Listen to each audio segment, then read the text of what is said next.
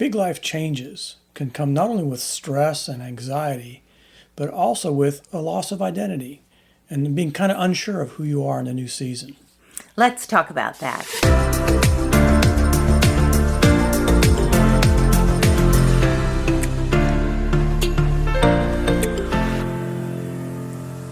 Big changes in life, even really positive ones, usually mean a shift in your own identity.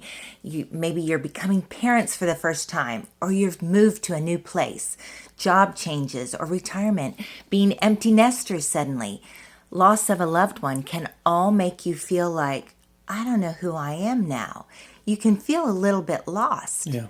We've just gone through this in the past few years.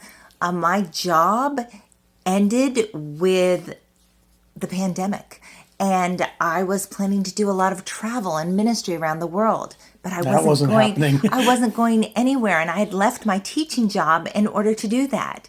But of course, teaching during the pandemic changed too. And then we also had our move. Yeah, so not only was that transition happening for Jenny, but we sold our house That we'd lived in for 28 years and moved to our mountain home. Pretty suddenly. I retired from my job of 38 years. With the same company. And it's easy for your identity to be wrapped up in what you do. And so when what you do changes, retirement, moving, those kinds of things, it can lead you to kind of feel a little bit lost. Yeah. And really struggling for figuring out who you are in that new season. Yeah. And do I matter? And we realized during that time that we go back to the truth that our real identity is not what we do.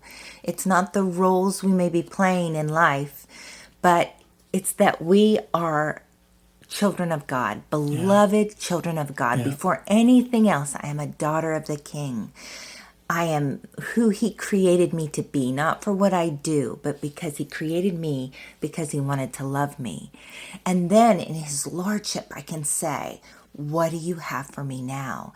And it's a great time to have a reset and really listen.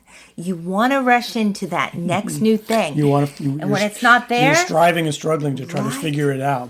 And you may try to create things or try to go back to your old identity. You know, when Jesus died on the cross, what a huge thing to have happen for the disciples.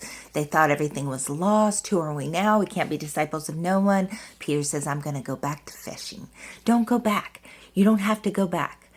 But there may be some grieving that has to be done, and this all takes time. So you need to take the time in the new season to really seek the Lord and be patient with yourself and be patient with your spouse as you're trying to figure out what's going on. So giving grace and understanding to each other, because it comes with mood swings. Anxiety bubbles to the surface. Stress can look kind of not so nice on your spouse. I know it doesn't on me. I tend to get kind of prickly when I'm stressed. And I get panicky, so communication is especially important. And when we say take time, I mean, it could take up to a year. It could be longer. We're not just talking a couple months. Yeah. You don't want to rush into just keeping busy so that you don't feel the different emotions that these changes can bring. Because even though it can be hard, even though you may have to grieve some losses, this new season is a gift.